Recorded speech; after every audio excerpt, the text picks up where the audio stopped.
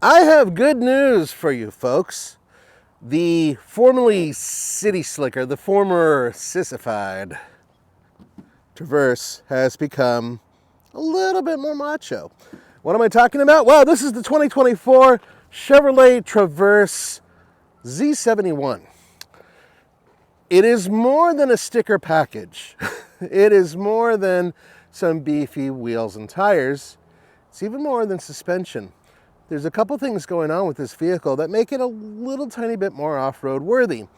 How much so? Well, we'll discuss that. But in this video, which is a pre-embargo video, I know you guys love that, we are going to show you everything that this vehicle has, and we're also going to ask you an interesting question about its big brother, the Tahoe.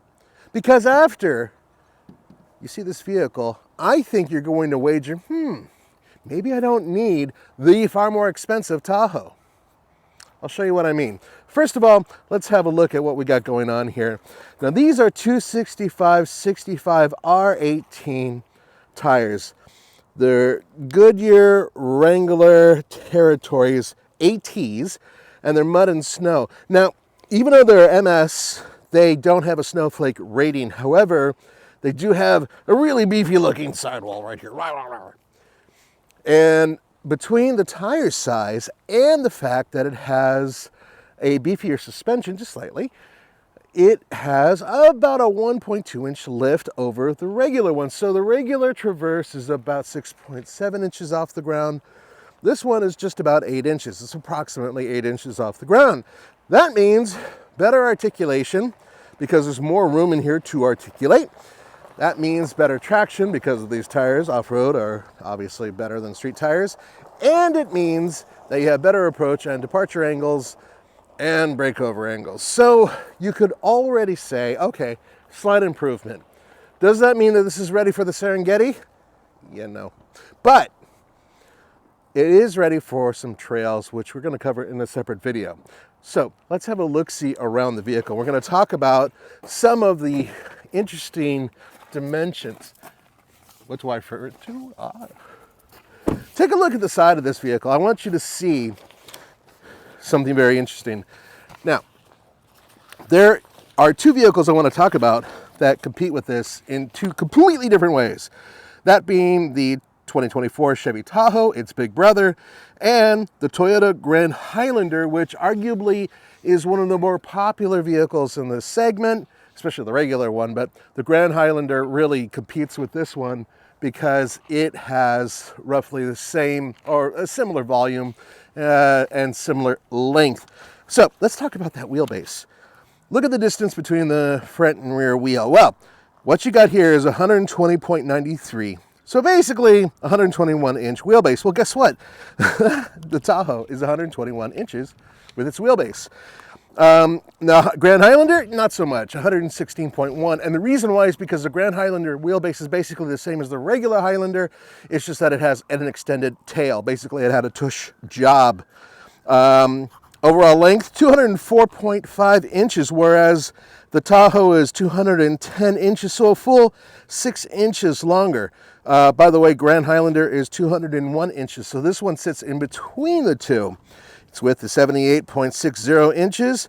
Its big brother, the Tahoe, is 81 inches, but the Highlander is almost identical in width and height.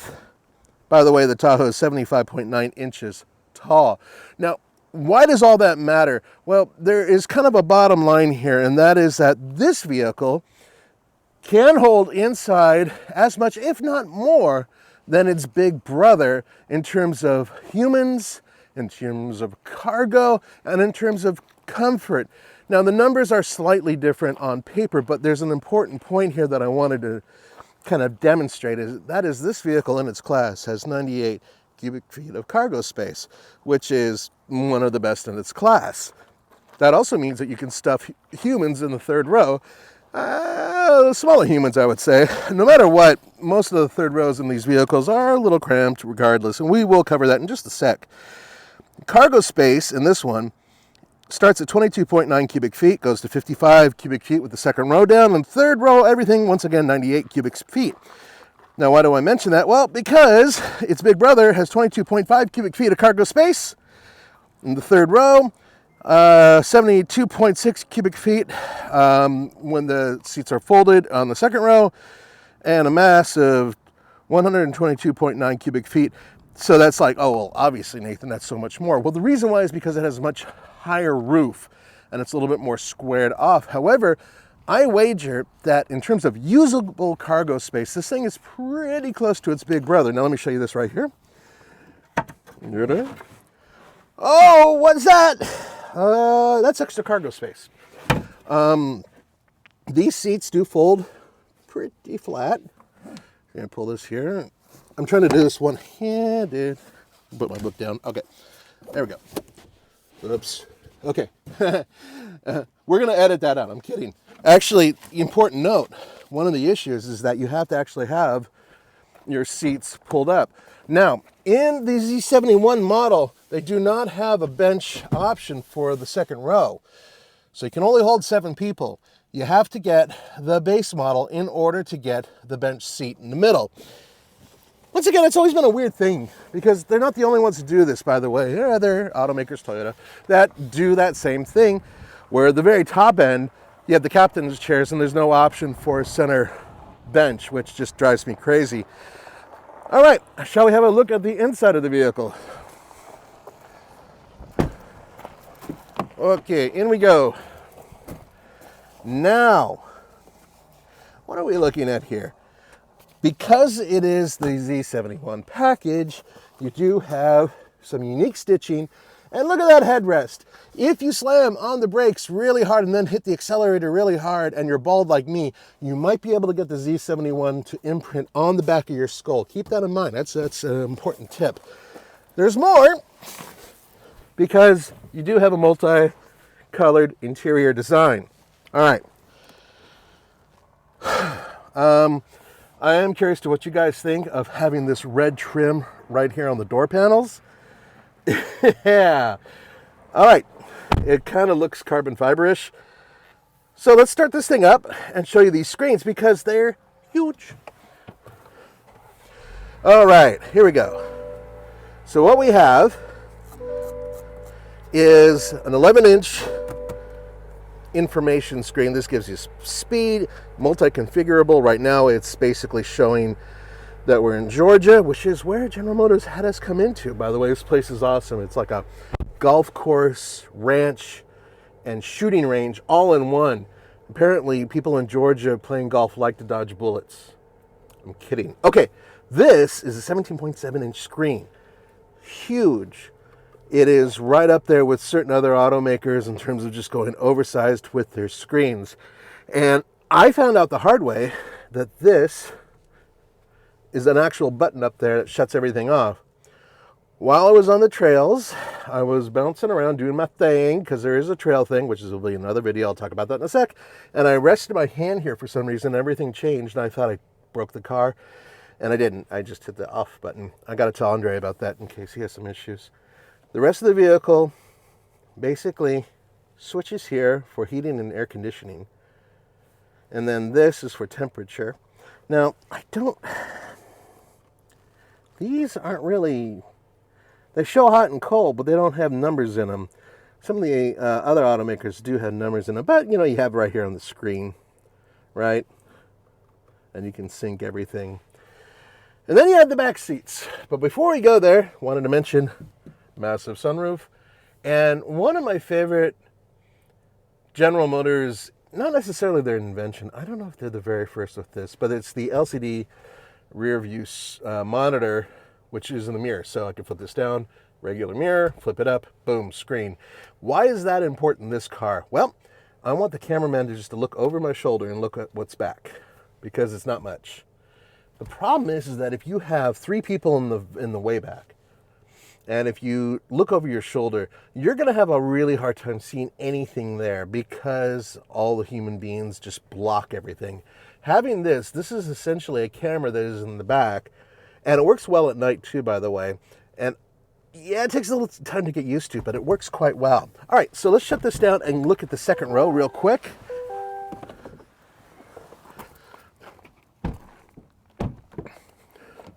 Second row space. Now, what do we have here? I believe these recline and slide. So there I am.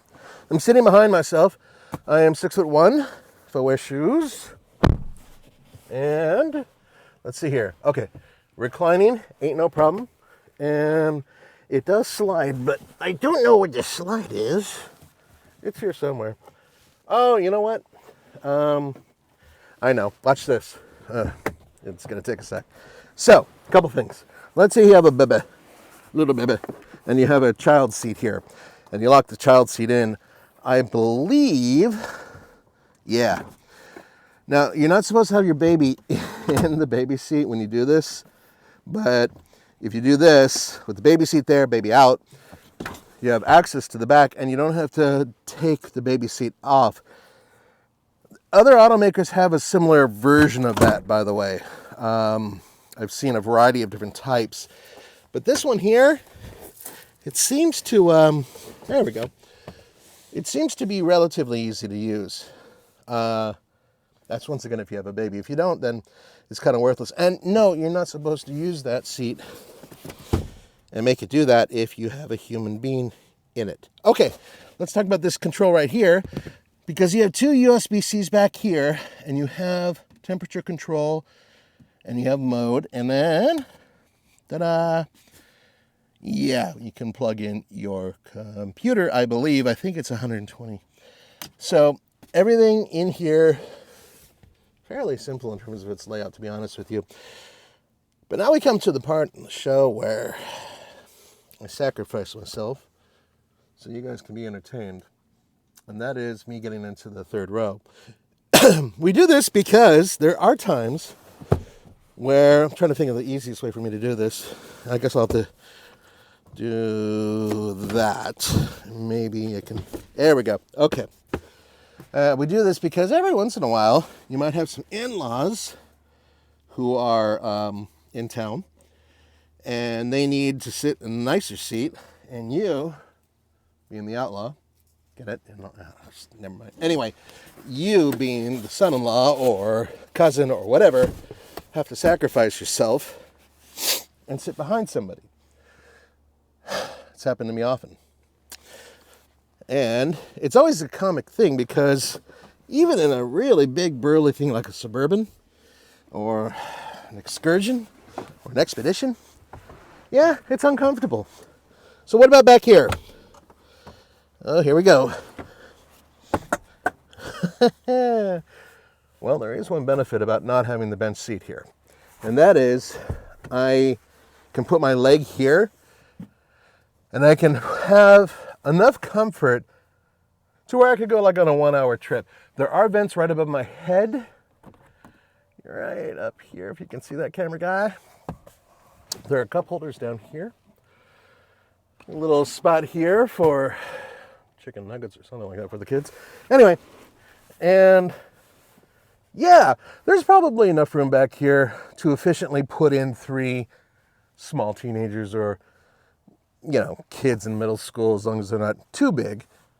Headroom is surprisingly good. I would say that almost best in class. It's just seat of the pants. If you move your head over, you're going to hit. Roman's new plugs would probably rub against the top as well. But for the most part, I mean, I'm a full-grown adult. I guess, if I really had to, yeah, I could put my legs back here. If the person in front of me was nice and moved the seat a little bit, it would probably be a lot more comfortable. Okay, so let's talk about a couple other things. Let me get out of here, but I want you guys to look at the front end of the vehicle because we have to talk about skid plates.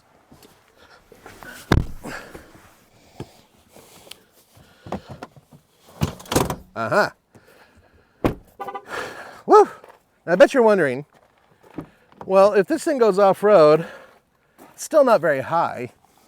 I mean, it's not as high and beefy as, say, its big brother, and you'd be right. And there is an off-road version of the Tahoe, but not this plastic thing, but under here, you can see a little skid plate. Hooray for skid plates. And I've already used it. So, I'm not saying, go out and find an obstacle to bang off the bottom of the vehicle. But if you make a whoopsie, at the very least, you will have something that will prevent you from, destroying the bottom of the engine. Let's talk about the engine for a minute because we haven't had an opportunity. I'm going to pop the hood real quick. And this is part of the big news.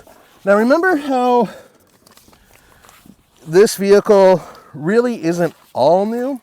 And that's because it's the same platform as before. But there are some differences. And let's see if I can get to this. Once again, one-handed, almost. All right. Well, what's under there, mister? You're looking at a 2.5 liter four-cylinder turbocharged engine. That's actually a twin scroll turbocharged engine. That's right, brah. And this engine is pretty much all new. It has some components that are related to, say, the engine that's in Andre's truck, which is the 2.7, but this is the 2.5. So, output is 328 horsepower and 326 pound-feet of torque. That's a lot from a four-cylinder engine. And it has an 8-speed automatic transmission.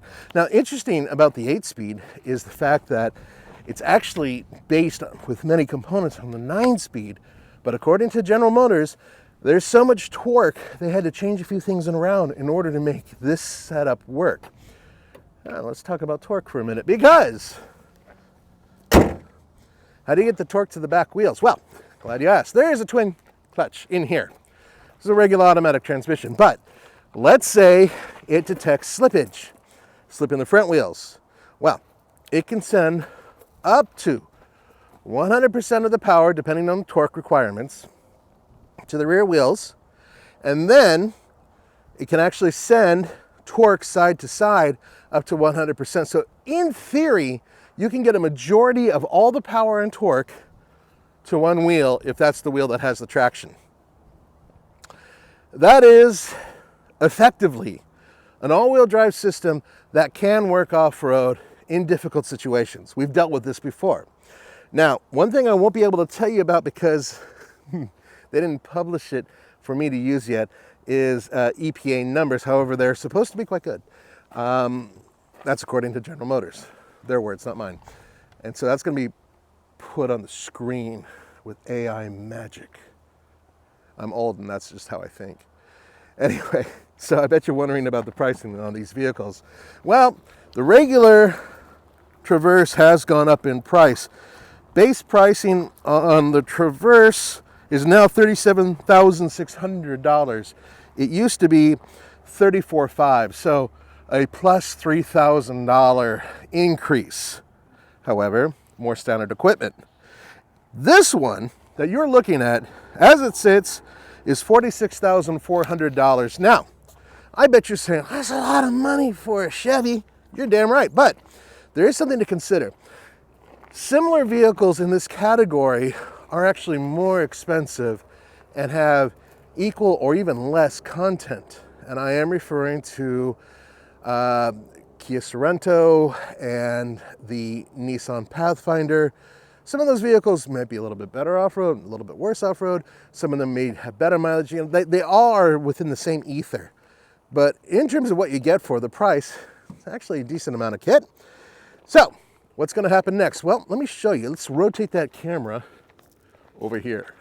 Why are these Traverse dirty? Well, in our next video, we're going to not only be driving this Traverse Z71, we're also going to drive its on-road City Slicker brother, the RS.